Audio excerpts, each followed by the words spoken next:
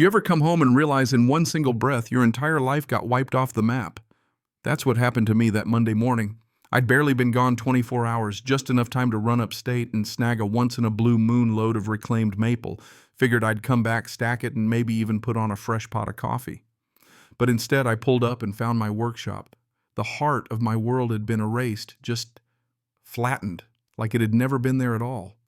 Except for this sad little square of gravel and a few ghostly patches of sawdust blowing around in the wind. No warning, no note, just silence. But here's the part that'll mess with your head. The shop wasn't the only thing she'd destroyed. Underneath that workshop, where nobody but the city and a few old-timers even remembered, was the main fiber optic node for the whole neighborhood, buried deep by the phone company years ago. And when the shop vanished, so did our entire grid, 5 days. Not a single bar of internet, no emergency signals, nothing. Even the medical monitors some folks relied on went dead. I wasn't the only one furious. You should have seen this sleepy little town when their Amazon orders couldn't get tracked and the senior center's bingo night got canceled because of technical difficulties. Suddenly everyone wanted a piece of whoever did this, and well, all eyes were on Karen. I've been here in Edgewater Bluff for over 15 years. Never needed much attention. Just a plain ranch-style house on the far edge of town with a strip of woods and that old workshop I built with my own 2 hands, board by board. It wasn't much to look at, but it was my space. No neon sign, no showroom, just custom furniture work, all local, some library tables, a school bookshelf or two, all word of mouth, nothing flashy. When I first moved in, Edgewater was like an old denim jacket, worn, a little faded but solid, you know. Folks fixed their own gutters. Nobody cared if your porch light flickered, and if your fence was a weird color, well, that was your business.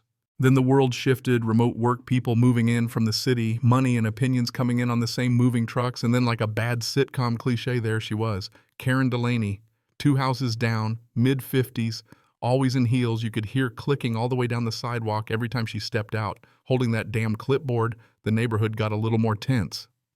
Within weeks, she'd started the Edgewater Residential Harmony Committee, which, despite the fancy name, was just her and 2 other folks who suddenly had very strong feelings about what everyone else did with their lawns. I tried to stay under the radar. She came by once, shook my hand with the tightest little smile, asked what I did for work carpentry, I said, and she blinked, all fake charmed like I was a kid with a lemonade stand. How quaint, she said, and I knew right then this wasn't going to be the last I heard from her. Sure enough, a week later, she slid a letter under my door, typed up and signed by her so-called committee full of legalese, warning me all external structures, meaning my workshop had to be reviewed by her group like she was the mayor or something. But I had every permit all in order, stamped and sealed by the city back when 10-year-old me was still dreaming up what I'd build. I wasn't about to jump through hoops for someone whose only tool was a plastic badge and a stack of flyers, so I played it cool. Tucked my lumber pile under the tarp, swept up, kept to myself. But Karen, she was relentless, started taking her dog for these slow, deliberate walks past my fence, stopping to take pictures like she was catching me running a secret casino back there. Didn't even flinch when I waved, just acted like she was admiring the sunset. Next thing I knew, I got a violation notice, not from the city, from her committee, claiming my lumber pile was a hazard, visually disruptive, told me I had 2 weeks to clear it up. 0 legal standing. But it wasn't about rules for her. It was about control, about proving she could make anyone bend. Things went from annoying to just flat-out war. After that noise complaints, the city inspector showing up one morning after some anonymous tip about industrial activity. Poor guy looked like he'd rather be anywhere else. But he checked my paperwork, poked around, and finally said, "Looks like someone's got too much time on their hands." Then left. I thought maybe that would shut her down. Nope. If anything, it made her double down. Come April, I land my biggest job in years, refinishing the main lodge up by the coast. Big contract meant I needed specialty wood, so I scheduled everything, ordered what I needed, then left for one single night to haul the maple back.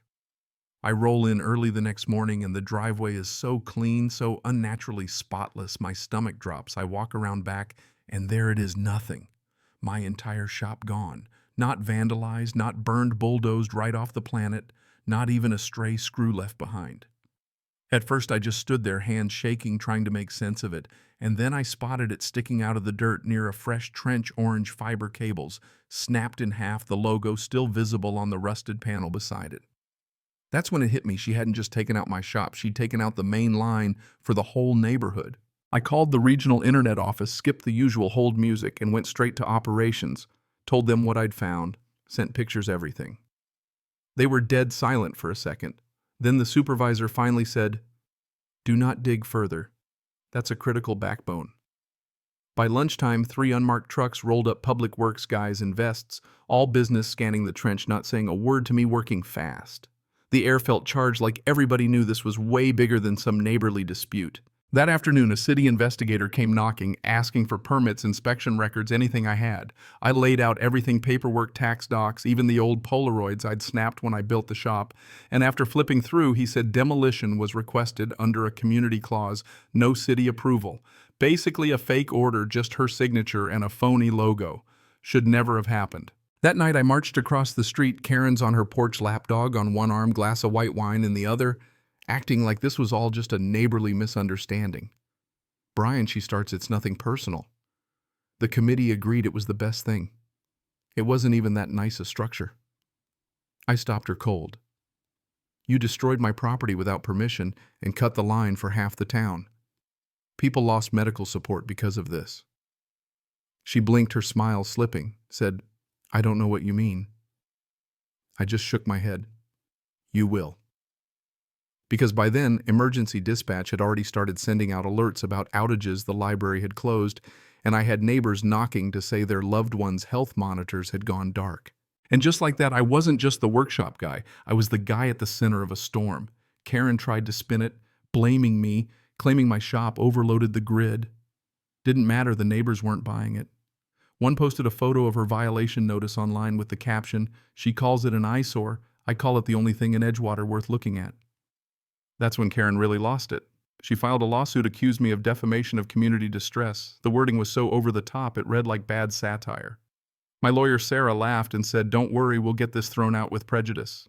Meanwhile, subpoenas started flying, and then came the twist nobody saw coming.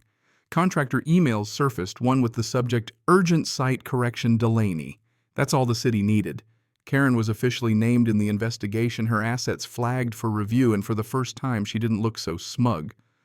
One evening she showed up on my driveway, no clipboard, no dog, just arms folded, looking smaller. "I didn't mean for all this," she said, voice tight. "But it happened," I replied.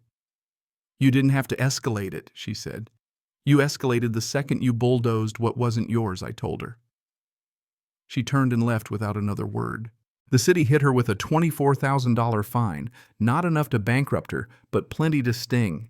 She got barred from any neighborhood leadership for 5 years, and here's the real kicker. Nobody ever looked at her the same again.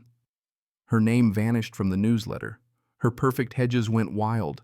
The front porch started peeling, and nobody waved when she walked by. It wasn't official, but you could feel it. Edgewater had closed its doors on Karen Delaney. As for me, it took months, but I rebuilt. Piece by piece, I salvaged what I could. Used the old bench wood for a new table, hung up broken tools on the wall, not to use, just to remember. Neighbors dropped by, not with pity, but with a quiet nod or a cup of coffee. Nobody talked about what happened. They didn't need to. I got calls from the city asking me to consult on infrastructure now, not for recognition, but to make sure this sort of thing never happened again. And sometimes, standing on that fresh concrete slab in the golden light, I'd think about how quickly everything can change, and how sometimes when you fight for what's yours, the real victory isn't payback, it's knowing nobody will ever mess with you again. So tell me, was I right to stand my ground, or did I just make everything worse? Drop your thoughts down below. Share your take, because out here in Edgewater, justice isn't always black and white, and I want to know what you think.